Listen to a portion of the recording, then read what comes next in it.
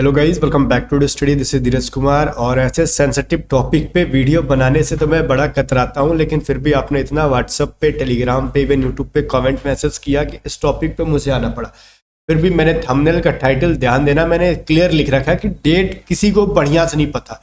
Exact date क्या है कोई भी एयरफोर्स का सगा नहीं जो किसी से बताएगा, ना कोई यहाँ पे मतलब उनका रिलेटिव बैठा हुआ है, चाहे कोई भी यूट्यूबर हो, ठीक है। तो एग्जैक्ट डेट बता देना पॉसिबल नहीं है। कभी कभार तुक्का मार दिए, हो गया सच, वो बात अलग है। तो एग्जैक्ट डेट बता देंगे ना कि रिजल्ट किस दिन आएगा, वो पॉसिबल नहीं है।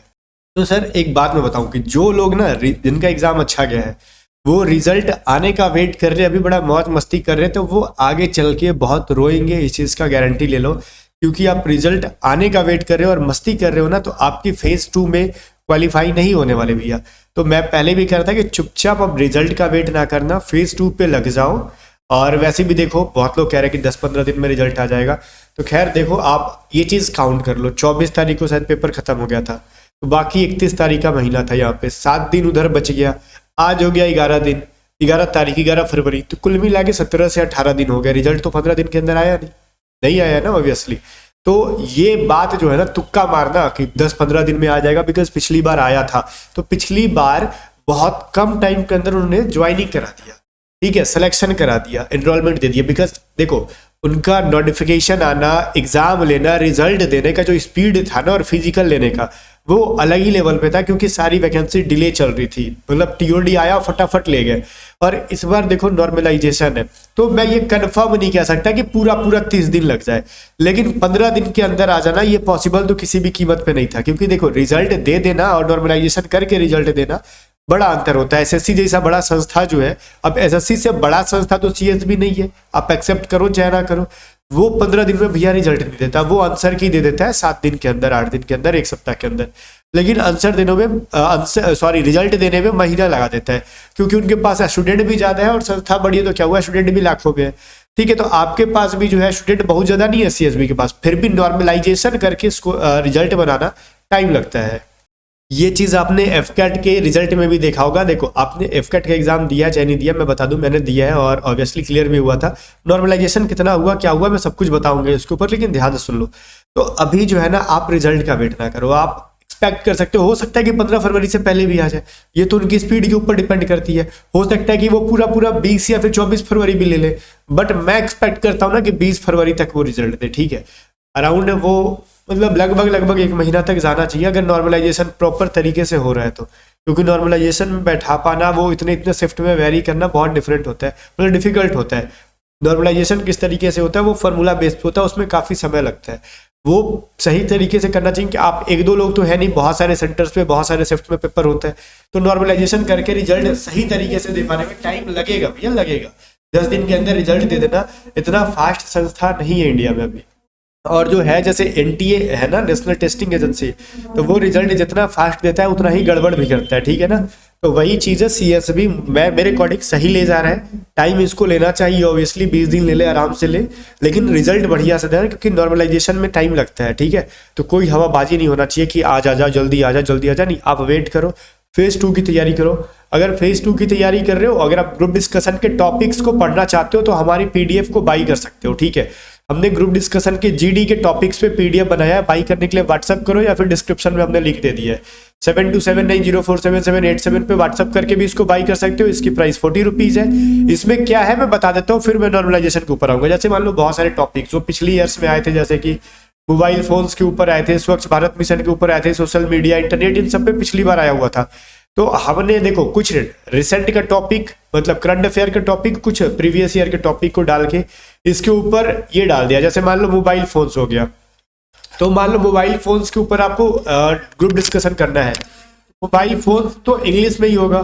मोबाइल फोन्स के ऊपर कैसे करोगे, तो पहले आप इंग्लिश में यहाँ से पढ़ोगे, ठीक है। जैसे हमने इसके ऊपर कंप्लीट ऐसे लिख दिया है, mobile phone is often called cellular phone, it is divide mainly use for voice call etcetera etcetera. इसके एडवांटेजेस क्या है, अब ठीक है, इसके अलावा एडवांटेज में किस तरीके से हमको फायदेमंद है, इसके फिर डिसएडवांटेजेस क्या है, वो सभी चीज़ों को हमने ऐड किया है। और जो साइड से थोड़ा सा साउंड आ रहा है ना, वो कंस्ट्रक्शन का काम चल रहा है हमारे यहाँ, वो आवाज़ आ रहा है, ठीक है। तो ऐसे में वीडियो बनाना भी जरूरी है। तो इसके डिसएडवांटेज क्या है, वो सब चीज़ें हमने डाला है।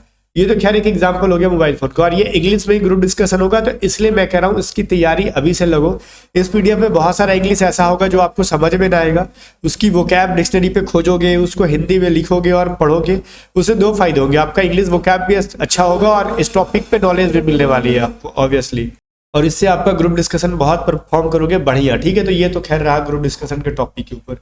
अब रिजल्ट के बारे में बात कर ले तो मैं ऐसा चल रहा हूँ, अगर सही तरीके से दे तो 20 फरवरी तक उनको देना चाहिए, लेकिन एग्जैक्ट डेट भैया किसी को नहीं पता। और आज के बाद कोई वीडियो देखना मत जब तक कि थंबनेल पे ये ना लिखा ना हो कि रिजल्ट आ गया, और रिजल्ट आ गया थंबनेल पे लिखा है और उस वीडियो में रिजल्ट का प्रॉपर न्यूज नहीं दिया गया, तो फिर भर देना अपने हिसाब से कमेंट बॉक्स को। ठीक है, तो बाकी चाहे मैं भी हो चाहे कोई भी हो।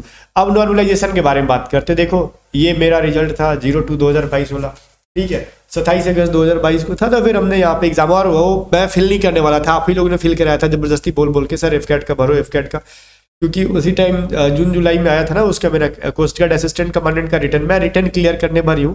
एसएसबी की तैयारी मैं नहीं करता, तो ऑब्वियसली मैं एसएसबी में पीआर ही नहीं होता। देखो मैं ये नहीं बोलूंगा ना कि मैं हर चीज़ में बढ़िया हूँ, नहीं, मैं रिटर्न में बहुत बढ़िया हूँ। एसएसबी या फिर एफएसबी पीएसबी की तैयारी मैं नहीं करता हूँ, क्लियर है। तो पहले जो बात है वो मैं क्लियर कर देता हूँ, मैं करता ही नहीं हूँ तैयारी वो, क्योंकि मेरे पास उतना टाइम नहीं, आपको पढ़ाना उड़ाना सब कुछ होता है, खुद भी पढ़ना होता है, एग्जाम दे रहे तो पढ़ेंगे पढ़ाएंगे, मटेरियल तैयार करेंगे, जिंदगी बीत जाती है इसी में, क्लियर है। तो अब देखो नॉर्मलाइजेशन के, देखो सबसे पहले उनका ना कट ऑफ नॉर्मलाइज मार्क, इनका कट ऑफ जो गया था 157 गया था, ठीक है, ध्यान से देखना। अब थोड़ा सा मैं इसको घसका रहा हूँ इधर, इनका कट ऑफ जो गया था वो 157 था, और समझ रहे हो ना कि उतने में से 157 लाने वाले और नहीं लाने वाले भी बहुत होंगे। और मैंने स्कोर किया था कितना, मार्क स्कोर मैंने लाया था 204 नंबर, ठीक है, और मेरे नॉर्मलाइज होकर मार्क्स बढ़ के कितने गए थे, नॉर्मलाइज मार्क्स यहाँ पे लिखा हुआ है, ये हो गया था 205.26, मतलब 1.26 नंबर मेरा बढ़ा था। बड़ा किस्मत वाला इंसान था, 1.25 नंबर बढ़ गया। ये तो नॉर्मलाइजेशन का स्कोर देख के मेरा माथा हिल गया, भैया क्या कर दिया, मतलब सबसे किस्मत का सड़ा इंसान मैं ही होता हूँ क्या। मेरे नॉर्मलाइजेशन में आज तक कभी 2-3 नंबर से ज़्यादा बढ़ा ही नहीं है, इतना किस्मत खराब है मेरा, ठीक है। तो यहाँ पर भी कोई दिक्कत नहीं है, 1.26 नॉर्मलाइजेशन नहीं भी बढ़ता तो मेरे को कोई फर्क नहीं पड़ता। 200 प्लस स्कोर करने में एफकैट में बहुतों की नानी याद आ जाती है, ठीक है। देखते हो कट ऑफ ही कितना जाता है, 150 के करीब हमेशा रहता है, 160 150 इसी के बीच कट ऑफ रहता है, क्योंकि इससे ज़्यादा स्कोर ही नहीं कर पाते लोग। और हमने यहाँ पे 204 स्कोर किया था, तो ये अपने आप में बहुत बढ़िया था मेरे अकॉर्डिंग। क्योंकि यूट्यूब पे मैंने एक देखा था, एक लड़की थी वो कह रही थी कि 200 प्लस करना पॉसिबल नहीं है सबके लिए, तो हमने कहा ठीक है, एग्जाम के पहले मैं वीडियो देख रहा था ऐसे, कह रहे ठीक है देख के आते तो देखते हैं पॉसिबल है कि नहीं है। खैर हो गया था। नॉर्मलाइजेशन देख लो कितना हुआ था इसमें, बाकी शिफ्ट था 27 अगस्त का, आपने कभी दिया हो तो आप अनुमान लगा लेना। अब शिफ्ट ना तो मुझे ईजी लगा ना डिफिकल्ट लगा, मेरे को ठीक ठाक लगा, मेरे को पेपर डिफिकल्ट ज़्यादा लगता नहीं है, और जो डिफिकल्ट लगता है वो फिर भी नॉर्मलाइजेशन बढ़ता नहीं है मार्क्स मेरा, ठीक है। बाकी नॉर्मलाइजेशन स्कोर देख सकते हो, एयरफोर्स का जो फार्मूला है उसके अनुसार यही फार्मूला नॉर्मलाइजेशन का आपके एयरफोर्स में भी लगेगा, क्योंकि एफकैट को भी CASB कंडक्ट कराता है और एयरफोर्स को भी CASB ही कंडक्ट कराएगा। तो इनका नॉर्मलाइजेशन और इनका नॉर्मलाइजेशन में बहुत ज़्यादा वैरी नहीं होगा। ऐसा नहीं कि नॉर्मलाइजेशन में 5-5, 6-6 नंबर बढ़ जाए, मेरे को ऐसा नहीं लगता। फिर भी ये तो खैर एयरफोर्स का तो एग्जाम ज़्यादा शिफ्ट में चला होगा XY का, ठीक है, तो इसमें हो सकता है किसी के 3 से 4 नंबर तक बढ़ जाए, 5-10 नंबर बढ़ जाए, पॉसिबल नहीं लगता मेरे को। जो शिफ्ट बहुत ज़्यादा टफ होगा उसके 4 से 4-5 नंबर तक बढ़ेंगे, जो थोड़ा सा टफ होगा 2-3 नंबर तक, और जो टफ ही नहीं होगा उसके मार्क्स बढ़ने के चांसेस कम है। अब कौन शिफ्ट टफ था नहीं था एग्जैक्टली तो पता वही बता पाएंगे हम, तो वैसे मतलब 2-4 क्वेश्चन सुन के सबका टफनेस नहीं बता पाएंगे कौन कितना टफ है। फिर भी इसका एग्जैक्ट आइडिया देखो मैं वही कह सकूंगा, रिजल्ट आने के बाद ही पता चलेगा कि शिफ्ट का क्या बढ़ा क्या नहीं बढ़ा, ठीक है। तब तक के लिए ज़्यादा वेट ना करो, कर्म करते रहो अपना, ठीक है, जो फल होगा वो तो आते रहेगा। ग्रुप डिस्कशन की तैयारी कर रहे हो, ऑब्वियसली एक वीडियो पे बना दूंगा किस तरीके से करना, और इसके अलावा आप PDF बाई करके तैयारी करते रहो। बाकी रिजल्ट का वेट मत करो, क्योंकि जिस दिन रिजल्ट आया उसके बाद आपको फेज 2 के लिए बहुत ज़्यादा महीनों टाइम नहीं मिलेगा कि जाओ 2-2 महीना तैयारी करो, नहीं मिलेगा। क्योंकि जहाँ तक नोटिफिकेशन में लिखा है कि वो जून में इनरोल करा देंगे, ठीक है, ठीक है।